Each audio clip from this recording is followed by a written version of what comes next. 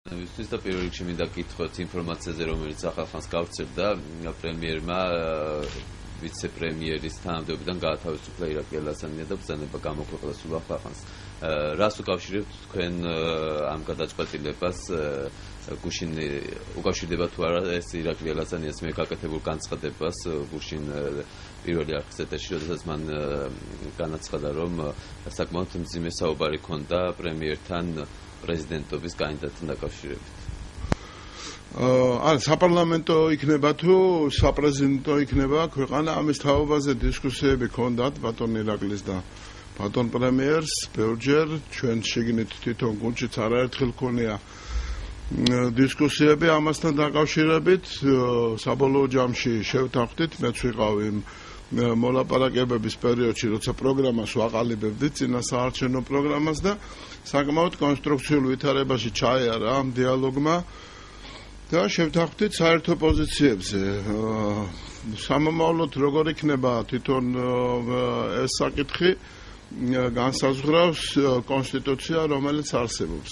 ამ კონსტიტუციის რაღაც გარკვეულ პუნქტებს ქართული ოცნება ალბათ დაუბრუნდება, ასე რომ მე ვერ ვხედავ ვიცე-პრემიერის თანამდებობის და ირაკლი ალასანიასთან დაკავშირებულ კავშირს.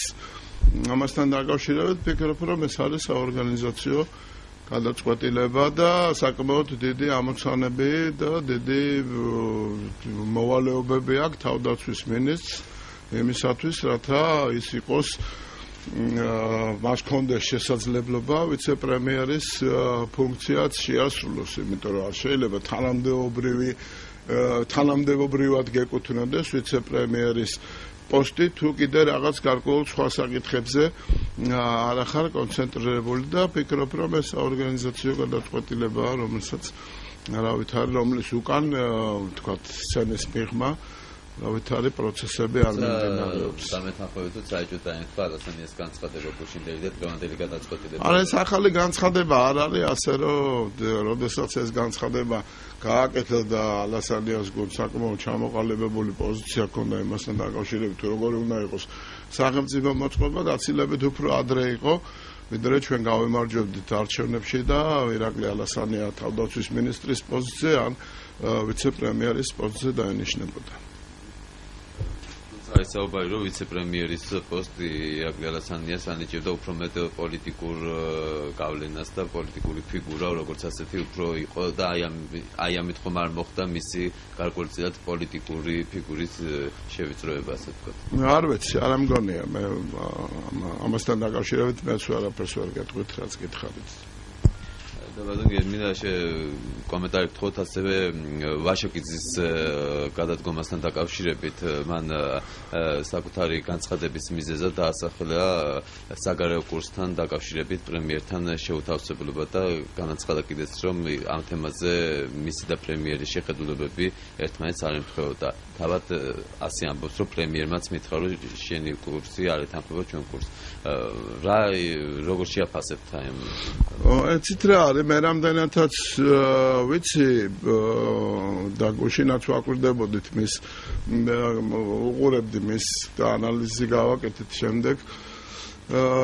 პირველ არხს საზოგადოებრივი მაუწყებლის მეშვეობით განაცხადა მან ამის თაობაზე და მიზეზად და არგუმენტად დაასახელა ერევანში გაკეთებული განცხადება პრემიერ-მინისტრისა, რომელიც იცნობს საერთოდ საერთაშორისო ურთიერთობათა რაღაც ანბანურ ჭეშმარიტებებს, დამეთანხმება ადვილად, რომ ეს არგუმენტი არის რაღაცა მიზეზი, ციდან მოტანილი მიზეზი.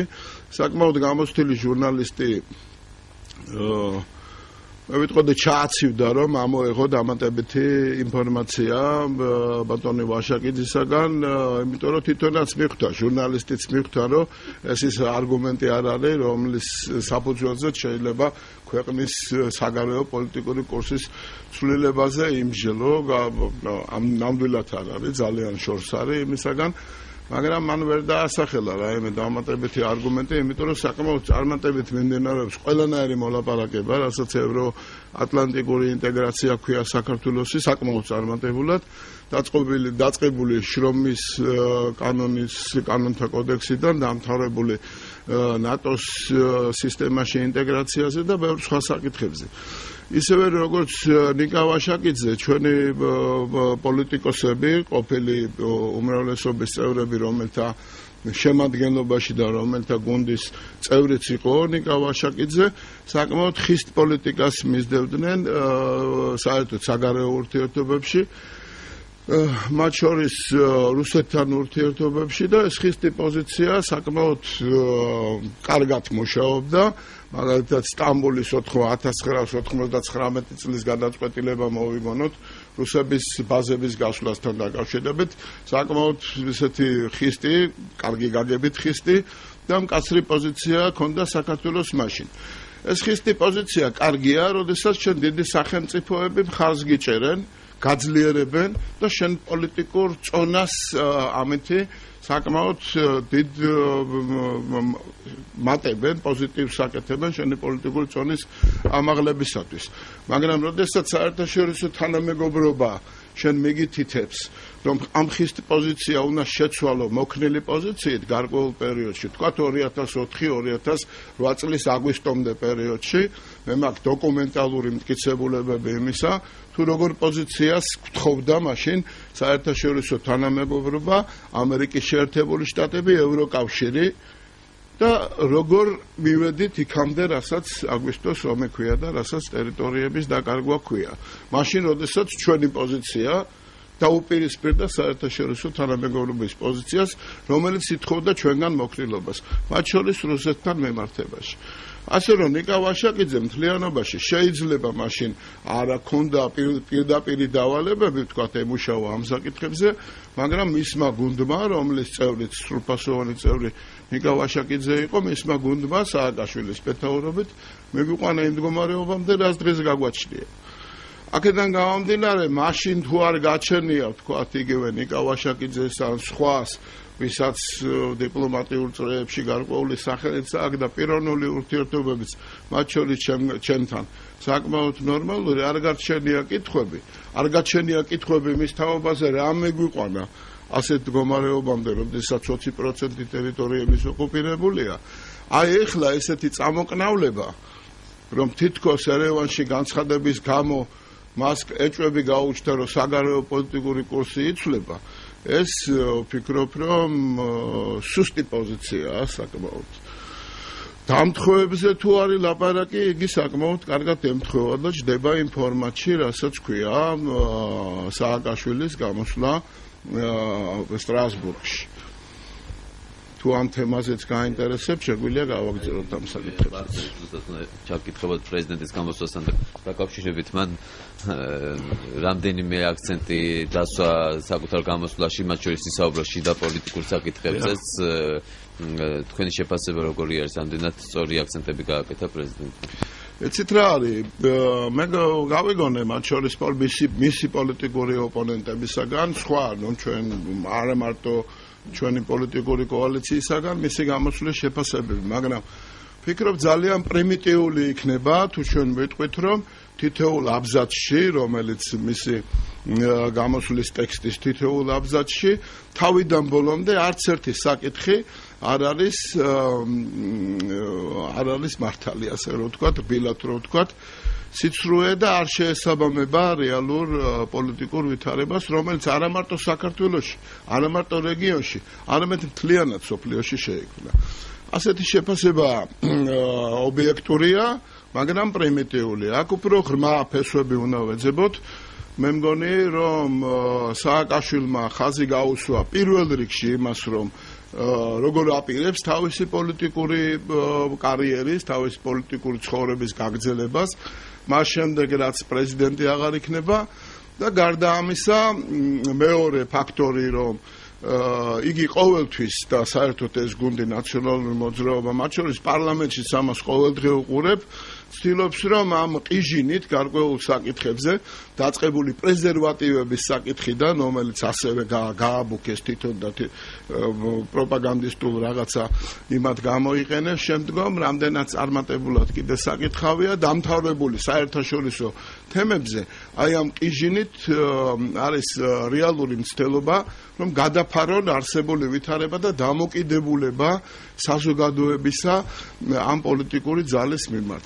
გუშინ დამფუძნებელი კრება კონფერენცია იყო იმისი, რა ქვია, ქართული ოცნების დვანისის რაიონში ვიყავი, სხვადასხვა ჩვენი გუნდის სხვადასხვა წევრები სხვადასხვა რაიონებში იყვნენ და მე რეალურად ყოველდღიურადაც არის, მაგრამ აი რეგიონში განსაკუთრებით ჩანს თუ რამდენად დიდია გაღიზიანება საზოგადოების აი ამ განცხადებების მიმართ.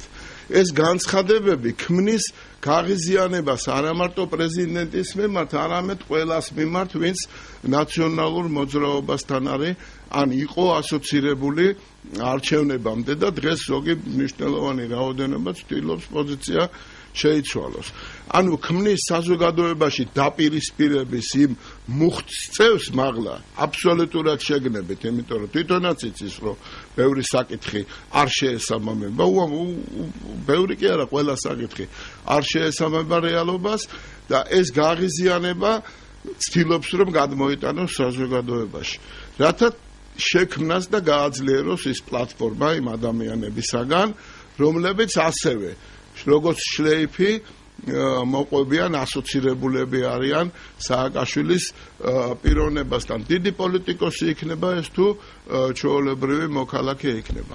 ანუ საზოგადოებაში შეგნით დაპირისპირება.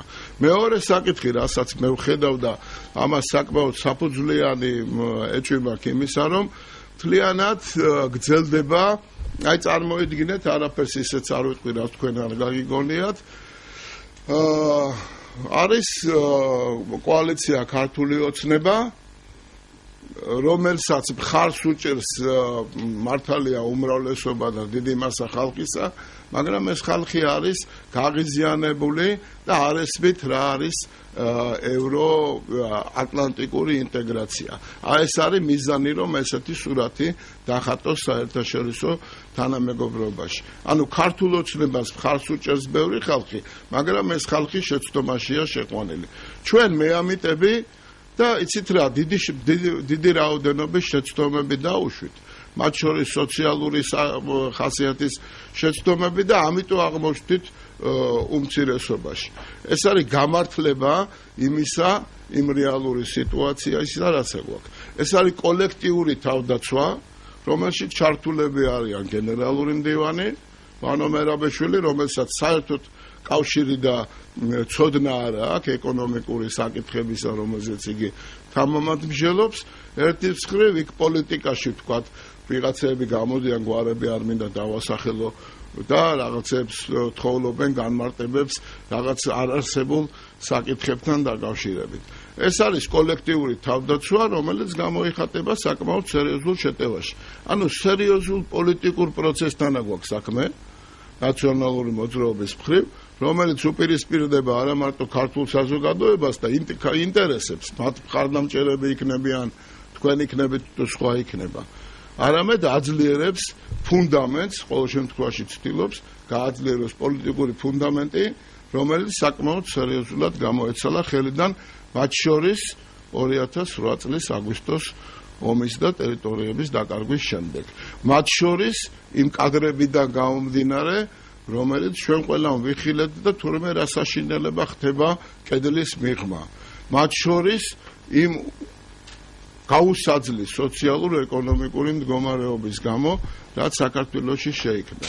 ასე რომ ჟურნალისტებს და ანალიტიკოსებს, ექსპერტებს, პოლიტიკოსებს ევალებათ, ფიქრობ, უფრო ღრმად ჩაიხედონ მიმდინარე პროცესებში და აქედან გამომდინარე შეაფასონ თუ რას ლაპარაკობს ვაჟაკიძე, რას ლაპარაკობს სააკაშვილი და რას ლაპარაკობს ნაციონალური მოძრაობის ნებისმიერი ორატორი. ბატონო, სახელმწიფო მოწყობის თემას დავუბრუნდეთ. პირადად თქვენ როგორც ერთი დეპუტატი რა მოდელს უჭერთ მხარს, იმიტომ რომ უკვე აქტიურად საუბრობენ, რომ კონსტიტუციაში შესაძლოა განხორციელდეს ამ მიმართულებით ცვლილება, ხო? იცით რა, კონსტიტუცია ცვლილებებს მოითხოვს, ახლა ჩვენ არავინ არც იმდენად გამოუცდელები ვართ, მართალია დამოუკიდებელ საქართველოს სახელმწიფოს არა აქვს ის დიდი ისტორია, მაგრამ ჩვენ წინა არის ისტორია მსოფლიო პოლიტიკური განვითარების. რომ ვერ მივხვდეთ, რომ ეს ხარბინდა უხეში შედარებები გამოვიყენო, რომ ეს კონსტიტუცია თავიდან ბოლომდე მორგებული იყო პირადად სააკაშვილზე და ეს დანარჩენი რასაც ქვია ნაციონალური მოძრაობა, რასაც ქვია ცალკეული პირები, ცალკეული ორატორები, ეს არის მხოლოდ ანტურაჟი ამის გარშემო. სერიოზულ ცვლილებებს მოითხოვს ისეც, რომ ნაციონალური მოძრაობა აღარ მგონია რომ იყოს, ყოველ შემთხვევაში ამ სახით, ქართული ოცნება იქნება თუ სხვა პარტია იქნება, 20 წელი გავა თუ 30 წელი გავა, იყოს კონსტიტუცია, რომელიც საქართველოს ინტერესებს შეესაბამება. მე პირადად ჩემი აზრია, რომ ბალანსი დარღვეულია, სერიოზულად არის დარღვეული. პარლამენტი არის სანოტარო კანტორა, იყო სანოტარო კანტორა პრეზიდენტ სააკაშვილის და მთავრობა ფაქტიურად თლიანად ემორჩილებოდა მას და ნებისმიერი პრემიერ-მინისტრი უცებ გვარით შეიძლება ვერ მოიგონოს არ წარმოადგენდა არავით არ გადაწყვეტილების, რეალური გადაწყვეტილების მიმდევრ სტრუქტურას. აი ეს ბალანსი უნდა აღსდგეს, რომ სახელმწიფომ ვერ დაუშვას დანაშაული თავისი მოქალაქეების წინაშე. მე ვფიქრობ, რომ საპარლამენტო მოდელი არის ის მოდელი, რომელიც დღეს საქართველოს სჭირდება. ძლიერი პრეზიდენტი, ძლიერი პარლამენტი, რომელიც იღებს გადაწყვეტილებებს, პრეზიდენტი ძლიერი იმ ფუნქციებში, რაც მას დარჩება, ანუ ეს ბალანსის შენარჩუნება და ეს არ არის უბრალო საქმე, ვისაც გონია, რომ პრეზიდენტი აუცილებლად სააკაშვილივით კვერთხით ხელში უნდა იყოს და ურტყავდეს იქ, როდესაც ამას ეს დაჭირდება. უნდა იყოს მთავრობა, რომელიც პასუხისმგებელია თავის გადაწყვეტილებებზე, როგორც სიტყვით, ასევე საქმით. აქედან გამომდინარე, საპარლამენტო მოდელი დღეს საქართველოსთვის ყველაზე შესაბამისი მგონია, მithumetes მომავალი ვფიქრობ, აი სწორედ ესეთი მოდელისკენ არის, როგორც ევროპაში, ასევე ამდენ მოახერხებს უმრავლესობა ამ საკითხში შეჯერებას. იცით რა, კოალიციაში მრავალი პარტიები სრულად განსხვავებული მოსაზრებები აქვს იცით რა, დღეს ისევ დღის წესრიგში დგას საქართველოს გადაუჭარბებლად შემიძლია ვთქვა სახელმწიფოებრიობის გადარჩენა. ჩვენ ვფიქრობთ, მე ვფიქრობ პირადად, რომ მისული ვიყავით ესეთი პოლიტიკური უფსკრულის პირას, ამ პირს გარკვეულწილად მოვშორდით, სერიოზული ნაბიჯები გავაკეთეთ უკან, მაგრამ სახელმწიფოებრიობის დაკარგვის საფრთხე სამწუხაროდ არ გამქრალა. ეროვნული უსაფრთხოების საკითხი არის ამოცანა ნომერი პირველი. და ამის უკან დგას ყველანაირი პიროვნული ამბიცია თუ რომელიმე პოლიტიკური გუნდის ინტერესი. აქედან გამომდინარე, მე ვფიქრობ, რომ კოალიციის ყველა წევრს უპირველეს ყოვლისა ეს აქვს გათავისებული. მე ვფიქრობ, რომ სერიოზული შეთანხმება შედგა სწორედ მაშინ, როდესაც ეს საკითხი დღის წესრიგში დადგა და ვფიქრობ, რომ ჩვენი კოალიციის პროგრამა სწორედ აი ამას ასახავს. რამდენად იქნება ეს შიგნით თქვა დაპირისპირების საგანი? მე ვფიქრობ, რომ ჩვენ გამოვედით უკვე იმ პერიოდიდან, როდესაც რაღაც პოლიტიკური ამბიციებით გუნდები ერთმანეთს უპირისპირდებოდნენ, თქვენ გახსოვთ 8-იანი, 6-იანი, 4-იანი და ასე შემდეგ. ვფიქრობ, რომ ბიძინა ივანიშვილის ფაქტორი მნიშვნელოვანი იყო, რომ ეს წინააღმდეგობები დაძლეულიყო. ვფიქრობ, რომ ამას არ ექნება, თუ ექნება კამათის სახე, ეს მხოლოდ მისასალმებელია და საერთოდ ჩვენ საქართველოში გადავერჩვიეთ კამათს. ჟურნალისტები გადაეჩვიენ კამათის შეფასებას, როგორც საქართველოს ბობავალზე ზრუნვას. კამათი ჩვენ საზოგადოებაში განიხილება მხოლოდ ერთი ან მეორე ჯგუფის პოლიტიკური ამბიციის დაკმაყოფილების რაღაც რესურსად და მექანიზმად. ვფიქრობ, რომ ეს გუშინდელ დღეს ჩაბარდა, თუმცა მთლიანად არა, მაგრამ დაპირისპირების საგანი ეს არ იქნება. ბატონ გია, რამდენად შესაძლებელია, რომ ირაკლი ალასანიამ თავდაცვის მინისტრის პოსტიც დატოვოს ან გადააყენონ? ეცით რა, საკმაოდ წარმატებულად მუშაობს, რეფორმები საკმაოდ ინტენსიურად მიმდინარეობს. მე არ ვფიქრობ, რომ ირაკლი ალასანია ეს პიროვნებაა, რომელიც თქვათ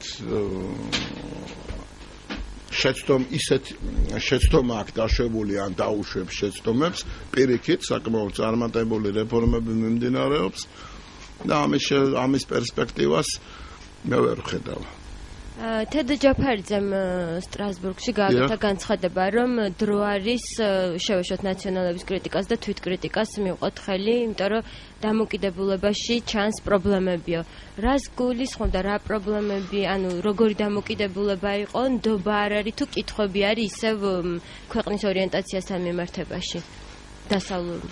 თედო ჯაფარიძემ თვითონ კარგად განმარტა გუშინეს, როდესაც ამბობდა ამას, ვფიქრობ მე მაგალითად სხვანაირად ვიტყოდი, იმიტომ რომ ვიცი ვის ვაძლევ ინტერვიუს და ვიცი რამდენი თვალი ამას უყურებს და როგორი სიტუაციაა შიგნით, რომ რაღაც სიტყვა წამოვიდეს ისეთი, რომელიც საშუალებას მისცემს მავანს რაღაც ამ სიტყვის ინტერპრეტაცია მოახდინოს. თედო ჯაფარიძემ საკმაოდ პროგრესული და ისევ ამბობ ნორმალური განცხადება გააკეთა ნორმალური ქვეყნისათვის. ჩვენ უნდა დავკავდეთ მნიშვნელოვანწილად ჩვენი თავის კრიტიკული შეფასებით. ეს არ ნიშნავს კრიტიკული შეფასება და საერთოდ კრიტიკა, კრიტიკოსი არ ნიშნავს მაინც და მაინც უარყოფითს. არის საკითხები, რომელიც მეტი ურთიერთობა მოგვეთხოვება საერთაშორისო თანამეგობრობასთან, რის შესაძლებლობაც არ ქონდა, არ გვაძლევდა ყოველ შემთხვევაში სააკაშვილი ამის შესაძლებლობას და ეხლა ნელ-ნელა ეს მდგომარეობა სწორდება. ვფიქრობ, რომ სერიოზული დეფიციტია ინფორმაციისა, თუნდაც ევროსაბჭოს საპარლამენტო ასამბლეის სტრუქტურებში, რომელიც გამოსწორებადია და ეს პროცესი მიმდინარეობს. ასე რომ კრიტიკაში სწორედ ეგ იგულისხმა თედო ჯაფარიძემ და სწორედ შეაფასა. ვფიქრობ, რომ საგარეო საქმეთა სამინისტროსაც იგივე პოზიცია აქვს ამასთან დაკავშირებით. სტრასბურგის რეზოლუციას რაც შეეხება, თუ გაინტერესებთ, ამასთან დაკავშირებით იყო ლაპარაკი იმის თაობაზე და რაღაცა იმათ დაგვიყენეს, რომ აი შენელ და ვაშაკიძის გამოსვლაშიც არ მინდა ვაშაკიძე ამდენჯერ ვახსენო, იმიტომ რომ თქვათ არ არის ის თემა, რომელიც დღეს სახელმწიფოსათვის მნიშვნელოვანია, თუ რას ფიქრობს ვაშაკიძე, მაგრამ ეს მან გაახმოვანა გარკვეული პოლიტიკური ჯგუფის პოზიცია, რომ ევროსაბჭოს საპარლამენტო ასამბლეის ლენგვიჯი, მისი ფორმულირებები შერბილდა ბოლო წინა პერიოდებთან შედარებით, როდესაც ნაციონალური მოძრაობა ძალიან მაგრად იდგა ქვეყნის ინტერესების სადარაჯოზე. აი ესეთ განცხადებას არავითარი საფუძველი არ გააჩნია. რეალურად რა ხდება? მოდი მოვიგონოთ ევროსაბჭოს საპარლამენტო ასამბლეის განცხადება ომის შემდეგ. განცხადება იყო საკმაოდ კაფეო, რომ მასობრივმა შეტევამ, სარაკეტო დაბომბვამ და საერთოდ იმ მოქმედებებმა, რომელიც სააკაშვილმა ჩაატარა 2008 წლის აგვისტოში, გახდა მიზეზი იმისა, რომ ფართომასშტაბიანი სამხედრო მოქმედებები დაწყებულიყო. ეს გავატარეთ, რეალური შეფასება არ იყო ინტერესებში მართველი გუნდის, რომ ამ თემაზე ბევრი ლაპარაკი ყოფილიყო. მაგრამ შეფასება რეალური იყო. ეხლა რას გვეუბნება ევროსაბჭოს საპარლამენტო ასამბლეა? გვეუბნება, რომ ოკუპაცია, საკითხი, ოკუპაციის თემა და ტერმინი აუცილებლად დარჩება ყველა დოკუმენტში, მათ შორის დოკუმენტში, რომელიც მიღებული იქნა.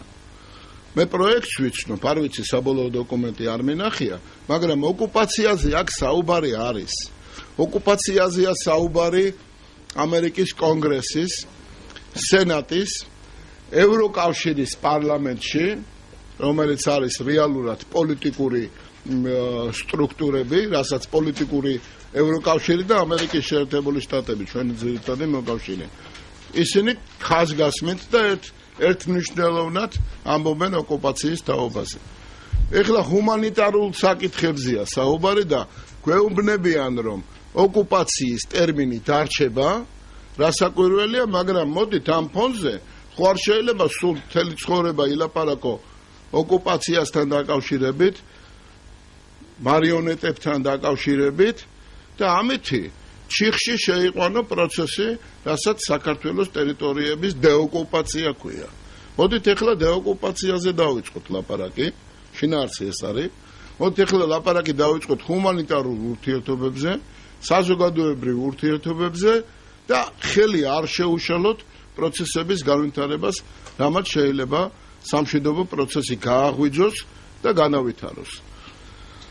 მე როგორც ამ პროცესების, სამშვიდობო პროცესების მონაწილე 2004-დან 2006-მდე და გარკვეული სერიოზული მიმართულებების ხელმძღვანელი, სრული პასუხისგებლობით ვაცხადებ თქვენ წინაშე. ადრეს მithქვია, მაგრამ ეხლა განსაკუთრებით ხაზგასმით. ყველა ნაბიჯი, რომელიც სააკაშვილმა პირადად და მისი დავალებით გარკვეულმა სტრუქტურებმა და ჯგუფებმა გადადგეს, იყო მიზეზი, მთავარი მიზეზი იმისა, რომელმაც საერთაშორისო ხარდაჭერით მიმდინარე სამშვიდობო პროცესი ჩაშალა და რამაც საქართველო მიიყვანა აგვისტოს ომამდე. პასუხისგებლობით ვაცხადებ იმასაც, რომ ომის შემდგომ პერიოდში, როდესაც შესაძლებელი იყო გაეროს მისიის შენარჩუნება აფხაზეთში, ეუთოს მისიის შენარჩუნება საქართველოში, სამწუხაროდ უკვე ცხინვალის რეგიონში ეუთოს მისიას აღარ ქონდა სამუშაოს გაგრძელების შესაძლებლობა და არაღიარება რუსეთის მხრიდან ტერიტორიების დამოუკიდებლობისა შესაძლებელი იყო, მაგრამ აი ასეთი ხისტი პოზიციით აბსოლუტურად ჩემთვის გაუგებარი ნებით თუ უნებლიეთ ჩადენილი შეცდომებით მივიღეთ ის, რაც მივიღეთ. რუსეთმა აღიარა, ეს ბევრს არაფერს არ ნიშნავს შეიძლება საერთაშორისო პოლიტიკურ ასპარეზზე, თუ იქ რამოდენიმე ქვეყანამ რუსეთთან ერთად აღიარა მათი დამოუკიდებლობა, რასაკვირველია, მაგრამ ძალიან მძიმე მდგომარეობაში ჩაგვაგდო. კონფლიქტებთან დაკავშირებით ვამბობ მე ამას. ეხლა, როდესაც ჩვენ საშუალება გვაქვს განვავითაროთ ურთიერთობები, საზოგადოებრივი ურთიერთობიდან ნელ-ნელა ნამცეც ამოვიღოთ შესაძლებლობები, რაც ჩვენ რესურსი გაგვაჩნია, ესეთი პოზიცია, რომელიც გამოხატავ ვაშაკიძემ და რომელსაც მთლიანობაში გამოხატავს სააკაშვილი და მისი გუნდი, არის ხელშემშლელი მომავალში ტერიტორიების დეოკუპაციის პოლიტიკისა. აი შემიძლია ვთქვა და შემიძლია დავადასტურო თუ კი ამ თემასთან დაკავშირებით ჩაღრმავებულად გაინტერესებთ. ბატონგია, თქვენ არაერთხელ ახსენეთ რუსეთ-საქართველოს შორის დაძაბული ურთიერთობა და ასე ვთქვათ, გაფუჭებული ურთიერთობა. დღეს პრემიერი არის დავოში, სადაც ასევე იმყოფება მეზობელი ქვეყნის პრემიერ-მინისტრიც. არაერთხელ არის ნათქვამი, რომ ოფიციალურად ეს შეხვედრა არ იგეგმება, მაგრამ ამ ეტაპზე რამდენად, ასე ვთქვათ, მიზანშეწონილად და რამდენად ზად არის ორივე მხარე, რომ შეხვდეს ერთმანეთს, თუნდაც დავოში არაფორმალურად და განიხილონ რაღაც რამე საკითხები. ნებისმიერი შეხვედრა, რომელსაც საქართველოს პრემიერ-მინისტრი ატარებს, ან რომელიმე ოფიციალური პირი, მასზე უფრო დაბალი რანგის, უნდა ემსახურებოდეს პირველ რიგში საქართველოს ინტერესებს. თუ კი შესაძლებლობა იქნება, რამოდენიმე სიტყვით, თუნდაც საერთაშორისო სავაჭრო ორგანიზაციის თემაზე იყოს ამ გადალაპარაკება, ან იმასთან დაკავშირებით მაინც რაღაცა გარკვეული ურთიერთგაგების მიღწევა, რომ ვიღაცა რაღაც გარკვეული ჯგუფები უნდა იჯდნენ და მოხდა ბოლოს და ბოლოს რუსეთის გაწევრიანება საერთაშორისო სავაჭრო ორგანიზაციაში. ამერიკის შეერთებული შტატების პრეზიდენტიდან დაწყებული, რომელიც წამყვანი ფიგურაა დღეს მსოფლიო პოლიტიკურ ასპარეზზე, დამთავრებული ნებისმიერი ევროპული ქვეყნის ლიდერზე ყველამ განაცხადა, რომ რუსეთის საერთაშორისო სავაჭრო ორგანიზაციაში გაერთიანება წარმოადგენს იმ ნაბიჯს, რომელიც რუსეთს გარკვეულ საერთაშორისო სტანდარტებში სვავს და საერთაშორისო თამაშის წესებს უქვემდებარებს. პოზიტივია. მაგრამ არის დიდი კითხვის ნიშნები, რამდენად არის დაცული საქართველოს ინტერესები, როდესაც ჩვენ თანხმდებოდით რუსეთის საერთაშორისო სავაჭრო ორგანიზაციაში გაერთიანებას. დაოსი ის ადგილია, სადაც ამ თემაზე შესაძლოა ლაპარაკი იყოს. ესეთი ლაპარაკი არ იგეგმებოდა, არ არის მოსამზადებელი ჯგუფების მიერ რაღაცა გარკვეული ფორმულირებები ჩამოყალიბებული. მე ამის საკითხთან დაკავშირებით ყოველ შემთხვევაში არაფერი არ ვიცი და იმედია რომ მეწოდინებოდა რომ ასეთი იყოს, მაგრამ თუ ეს იცით რა, სპონტანიზმი საერთოდ საერთაშორისო ფორუმებზე არის ჩვეულებრივი ამბავი. მე მახსოვს რომ როგორ ხვდებოდნენ ერთმანეთს გაეროს დერეფანში, სადაც მუშაობდი დიდი ხანის განმავლობაში ჩვენს საელჩოში, სპონტანურად ხვდებოდა ორი პრეზიდენტი ერთმანეთს და კინაღა მოხდა ისე რომ კუბის ლიდერი და ამერიკის შეერთებული შტატების პრეზიდენტმაც კინაღამ გადაულაპარაკეს ერთმანეთს. წელი არ მახსოვს ზუსტად, მაგრამ იყო ესეთი შემთხვევაც და უამრავი სხვა შემთხვევები. მაგრამ თუ კი ესეთი გასაუბრება მოხდა, ამაში მე არ ამგონია რომ დიდი პირიქით ყველანაირი საუბარი, ყველანაირი ლაპარაკი, მათ შორის ბოწინაამდეგეთა შორის და რუსეთს სამწუხაროდ არის ჩვენი პოლიტიკური და სამხედრო მოწინაამდეგე დღეს, მხოლოდ პოზიტივი თუ იქნება და ამ პოზიტივებში არის ერთ-ერთი ვთქვათ სპეციალური წარმომადგენლის დანიშვნა მაგალითად, მაგრამ სამწუხაროდ ამის იქით პროცესი არ მიდის. თუმცა ესეთი პროცესის განვითარებას როგორც ამერიკის შეერთებული შტატები, ასევე ევროკავშირი ძალიან მყარად დაუჭერს ხარს. მთავარია რომ იმ ფორმატიდან არ გამოხვიდე, რაც შენ ინტერესებს არ შეესაბამება. რამდენად არის ამის მზაობა? მე ეს მაინტერესებს, იმიტომ რომ პრემიერმა ერთხელ უკვე აღნიშნა, რომ რუსეთის მხრიდან ის ასეთ მზაობას, ასეთ შეხვედრის მზაობას ვერ ხედავს. იცით რა არის? დღეს მაგვიანდებოდა ბოლომდე ვერ უსმინე, იყო ლავროვის პრესკონფერენცია ერთ-ერთ რუსულ არხზე. ხო, ვესტიზე. სოფლიოში მიდის ძირეული ცვლილებები და გეოპოლიტიკური რაღაც პროცესები, რომლის შუაში აღმოჩნდა საქართველო. ეს ისტორიის მანძილზე თქვენ იცით, რომ ეს არ არის არაფერი ამაში საკვირველი. მაგრამ ნებისმიერ საკითხზე და კონკრეტულად ახლა თქვენ რასაც ამობთ, ახლა ამდენი ნებისმიერი რომ აღარ გავიბეოროთ, ყველა სიტყვას, ყველა თუნდაც გადალაპარაკებას ან კონკრეტულ შეხვედრას უნდა ქონდეს გარკვეული მიზეზი და გარკვეული მიზანი. აი ესეთი მიზანი და ესეთი მზაობა არც რუსულ პოლიტიკურ ესტაბლიშმენტს და მე ვიტყოდი არც საქართველოს ესტაბლიშმენტს არ გააჩნია. განასურველი არ არის. ყოველ შემთხვევაში შეხების წერტილები არ არის მომზადებული, გამყარებული, რომ მასზე დაფუძნებით შემდგომ რაღაც პროცესები გაგრძელდეს. რეზოლუციას რო დაუბრუნდეთ ისე, რომ განმარტოთ, ანუ ის რამდენად მომგებიანი იქნება საქართველოსთვის და რისი მონტანი იქნება? იცით რა არის? კარგი კითხვა, მე თვითონ მინდოდა ამის პროვოცირება რა, ეგეთი. არის ორი მიდგომა პოლიტიკური პროცესების მიმართ და საერთოდ რეზოლუციების და საერთაშორისო დონეზე მიღებული დოკუმენტების მიმართ. შეგვიძლია გავაპრიმიტიულოთ კიდევაც და რაღაც პარალელები გავალოთ, მაგრამ არ გვინდა აქ საკმაოდ განათლებული ხალხი ვსივართ. არის მიდგომა ერთი.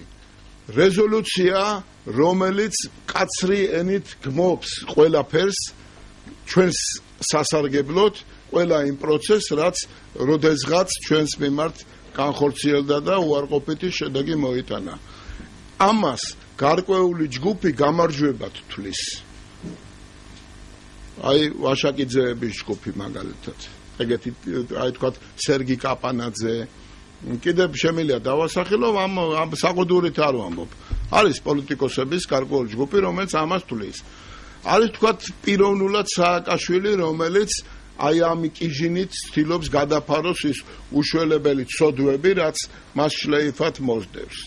და არის მეორე ჯგუფი, რომელიც ფიქრობს საქართველოს ხვალინდელ დღეზე, არ უშვებს იმას, რომ ის ტერმინები ამოვარდეს ჩვენ არ არის ჩვენ ინტერესებში, რასაც ოკუპაცია ქვია, მაგრამ წამგებიანი იქნებოდა თუ კი რომელიმე რეზოლუცია არ არის ევროსაბჭოს საპარლამენტო ასამბლეას მე არ ვამცირებ, მაგრამ არ არის ის ორგანო, რომელიც რაღაც კარებებს გახსნის და ამ კარებებში აუცილებლად ამ დერეფანში აუცილებლად უნდა იაროს სოფლიო პოლიტიკამ. ეს არ არის ის ორგანო. ეს შეფასებას აძლევს სოფლიოთა პოლიტიკური ჯგუფები, პარტიები არიან წარმომადგენლები, რომელსაც გარკვეულად თავის პოზიციები გააჩნია, თუნდაც ახალხო პარტია, რომლის ნაწილია, ვთქვათ, იგივე ნაციონალური მოძრაობა. მაგრამ თლიანობაში ჩვენ რეზოლუციას არანაირად არ უნდა შევხედოთ, მხოლოდ გამარჯვებათ არ უნდა ჩავთვალოთ, თუ კი მკაცრი ენა იქნება გამოყენებული. რამდენადაც უფრო დიპლომატიური იქნება და დაგვანახეთ სინათლეს გვირაბის ბოლოს, სწორედ ამ ნიშნით უნდა შევაფასოთ ეს რეზოლუცია. მე როგორ ვხედავ, არ ვიცი საბოლოო დოკუმენტი, მაგრამ ძალიან გამიხარდება და ვფიქრობ სწორი იქნება, თუ ამ რეზოლუციაში შეფასება, რასაც ქვია ოკუპაცია, ნებისმიერი ფორმით, ან დაბრუნებასთან დაკავშირებით, ან არსებულ ვითარებასთან დაკავშირებით იქნება კვლავ დაფიქსირებული, მაგრამ ამავე დროს თუ ეს მიგვითითებს, ან მიგვანიშნებს იმისაკენ, რომ არ დამთავრებულა ამეთი ცხოვრება, საქართველოს დანაწევრებული ჯერ კიდევ არ არის, აფხაზებს, ოსებს და ქართველებს კიდევ გააჩნიათ რესურსი ერთმანეთთან ილაპარაკონ სამშვიდობო პროცესის განვითარებაზე. თუ ეს რეზოლუცია ესე ჩამოყალიბდება, თქვენ ყველა წაიკითხავთ ამას და ჩემი აზრიც გაითვალისწინეთ იქამდე, სანამ თქვენ დასკვნას გააკეთებთ. რა ჯობია ჩვენთვის, პიროვნულად, პოლიტიკურად და საქართველოსათვის. ეს არის ერთადერთი კრიტერიუმი, რომელთაც ნებისმიერი რეზოლუცია უნდა შევაფასოთ.